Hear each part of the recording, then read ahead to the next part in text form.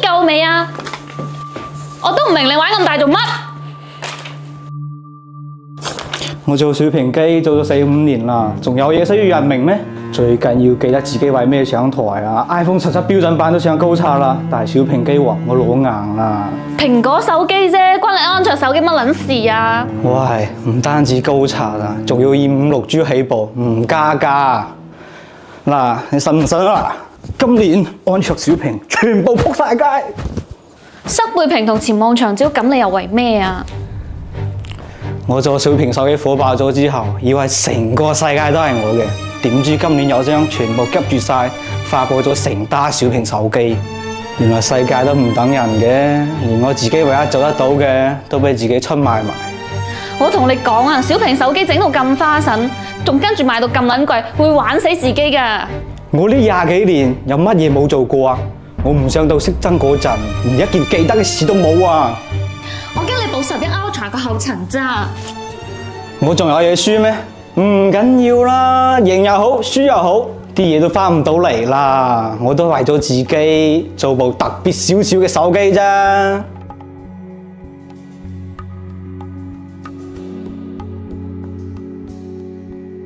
科技有温度，吐槽有风度，测评很鬼畜。这里是主观独立不用方的黑丝科技，我是师姐小林。小米标准版近几年来都挺成功，从小米13开始就凭借便携的机身、优秀的掌控感、综合无短板的硬件配置以及合适的价格，迅速卖爆并成为小尺寸手机的标杆。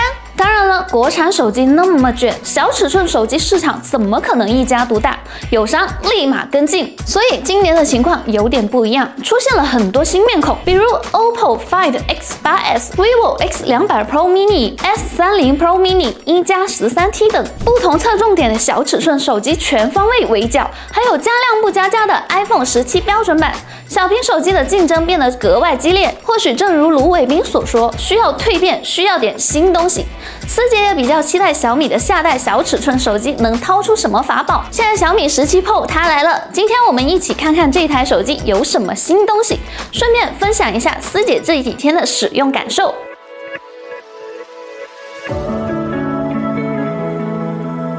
打开包装，手机的正面是新手机标配的超窄边框直屏，在边框的衬托下，前置摄像头的开孔显得有点大。抱着疑惑的心态，思杰打开了前置相机，果然这颗前置摄像头是有升级的，它支持自动对焦和录制 4K 60帧视频，像素升级到5000万像素。再看看手机的边框，边框是深灰色，做工精致，质感不错，按键回弹紧致，符合旗舰手机的定位。天线断点是对称的，细节还挺到位，比上代更加考究。不过握持的手感比小米15稍微锐利一些。小米17 Pro 的重量只有194.3克，掌控感和舒适度依然保持得不错。翻到手机的背面，小米17 Pro 的设计不再沿用左上角圆角矩形摄像头，而是换成了妙享背屏。这块屏幕有 2.66 英寸，分辨率904×572。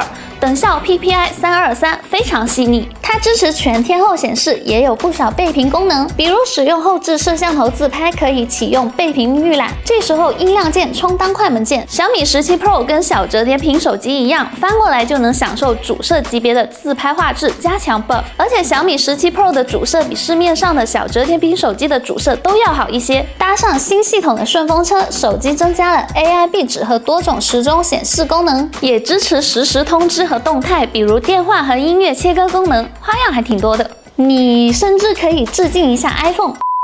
实不实用先放一边，小米17 Pro 因为有了这块妙享背屏，就能提供其他手机给不了的个性化体验。这不就是跟小米11 Ultra 差不多吗？话可以这样说，但17 Pro 的背屏比小米11 Ultra 更大、更华丽，也更好用。不但如此，小米给17 Pro 设计了极宽保护壳，能跟背屏联动，还挺有意思。龙鳞纤维保护壳加入了方纶纤维和玻纤，轻盈坚固，是日常通勤的首选。复古掌机保护壳让小米17 17 Pro 化身复古游戏机，有空的时候玩一玩，真的很解压。如果能引进更多经典游戏就更好了，比如超级马里奥、魂斗罗、坦克大战等，思姐感觉能玩一整天。其他方面，手机使用后置三摄，主摄和长焦比背屏突出一点，而超广角藏在最下面的药丸里面，很不起眼。药丸的右边还塞了激光对焦模块和红外遥控器，手机后盖表面有细磨砂处理，摸上去很顺滑。为了保证通话降噪效果，背面的麦克风依然得到了保留，不过它跟超广角一样，很能藏在背屏下面的小缝隙里面。就外观来说，小米17 Pro 很有辨识度，有满足个性化需求的背屏，细节也很细，做工符合旗舰定位，整体还算满意。要说有什么不满意的地方，那就是机身比上代锋利了些，两颗摄像头之间的缝隙容易积灰。那么满分10分，你会给小米17 Pro 的外观打多少分呢？回到正面，小米17 Pro 使用了 6.3 英寸 1220P 直屏，不过使用了效率更高的国产红色发光基材，屏幕更省电啦。思姐测出来手动模式最高684尼特，跟上代持平，全屏白底亮度激发1201尼特，比上代多了100尼特。倾斜角度下看也没有什么偏色，支持原彩显示。护眼方面，默认类 DC 调光，也能开启2160赫兹的高频 PWM 调光，算是挺均衡的屏幕。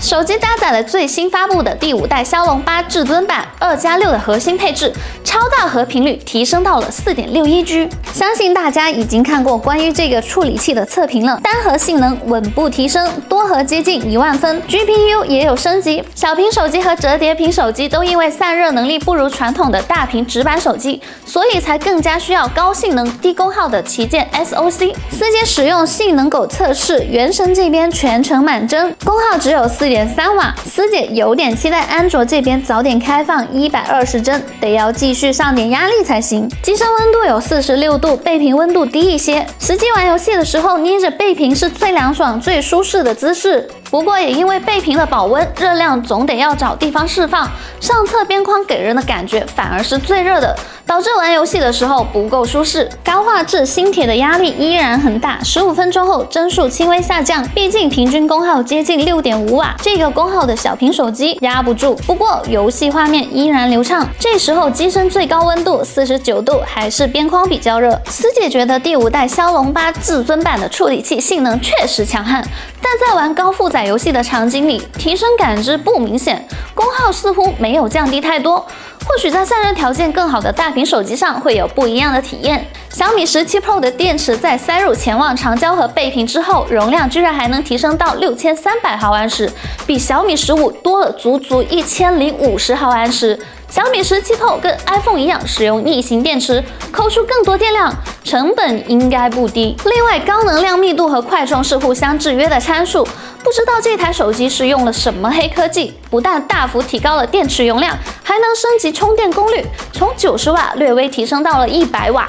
太猛了！实测快充的回血速度还不错，充电10分钟充35%，20分钟充68%，30分钟充93%，之后才慢一点，充满只要36分钟。而小屏幕加大电池加第5代骁龙8至尊版的组合，续航基本不用担心，高强度用1天也够用。其他硬件方面，马达的震感更强。可能用了体积更大的马达，不过默认输入法打字的弹簧感也有点明显，就差这一点点就完美了。而且小米17 Pro 在大音量下会有轻微震手，震就说明音质不会差。还不知道里面塞了什么扬声器，低音还是有一点的，音质放在小尺寸手机里也算可以，大家可以戴上耳机听听。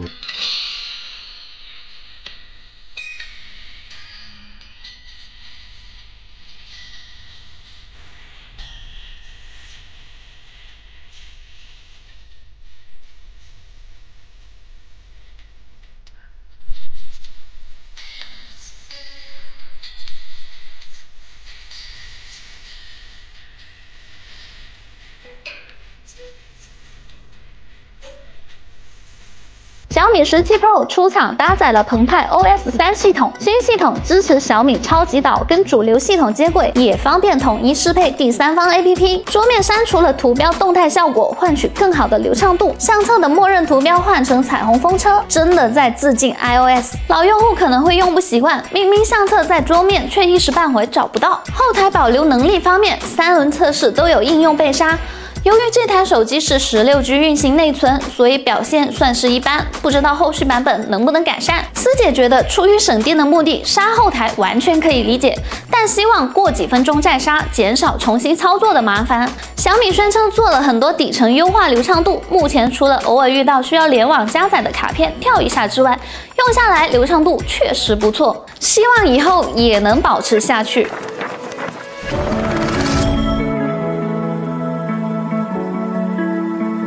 相机这边，小米17 Pro 依然使用了后置3摄配置，都是5000万像素。主摄比较有看头，用的是光影猎人 950L 传感器，1.28分之1英寸传感器面积，支持 Logic 第3代高动态技术，主要作用是提高了相机的动态范围。前望长焦升级成5倍的前望长焦，类似 OPPO 和 iPhone 的倒置前望结构，更加节省机身空间。虽说为大电池做了取舍，但画质上限还是比之前的直立长焦高很多。而且最近对焦距离只有大约16厘米，微距能力得到保留，打消了思姐的忧虑。而性能稍微缩水的地方就是超广角了，用的是 OV50B 传感器，2.88分之1英寸，视角没上代那么广，等效17毫米。这颗超广角在光线良好时画质还行，就是跟主摄焦段太接近，有点别扭。不过思姐也驾驭不来太广的超广角，不够广就随它吧。这颗超广角的问题是位置太靠下，平时容易被手指搭在上面弄脏镜头，所以拍照的时候呢，经常需要擦一擦超广角镜头才干净，是个不大不小的硬伤。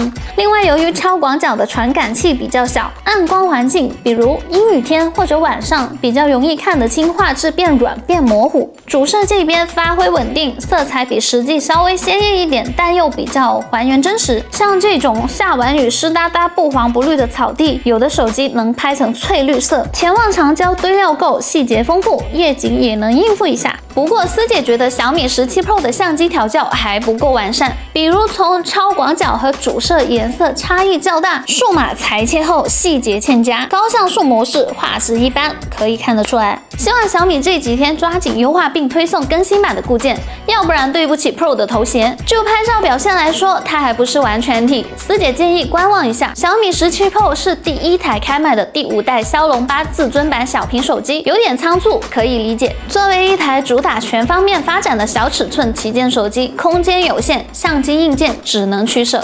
硬件上轻微削弱超广角，重点加强前望长焦，跟小米15 Ultra 的思路完全一致，也符合这2年的发展趋势。如果后续有关于相机的系统更新，或许有机会看到小米17 Pro 上台对比。感兴趣的朋友可以关注一波黑丝科技。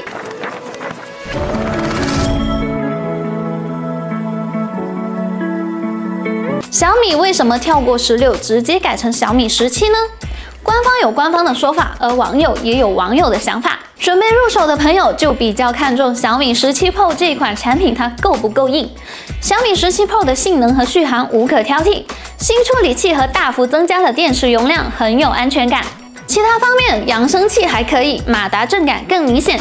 小屏手机的外围短板似乎追上来了，相机加入规格还可以的前望长焦，塞入显示细腻的背屏，把这硬件都塞进小机身里也不容易。又小又强悍的它，符合 Pro 的定位。手机的短板是超广角被限制了，背屏亮度和拍照算法还有提升空间，算是升级点很多，但要留下一点点遗憾的新手机。好了，本期小米17 Pro 的测评就到这里，它的升级点能让各位绅士满意吗？你觉得它应该定价多少元呢？欢迎大家在评论和弹幕区留言讨论。卑微思姐在线求点赞、求关注、求转发，谢谢各位绅士能看到最后，我们下期再见。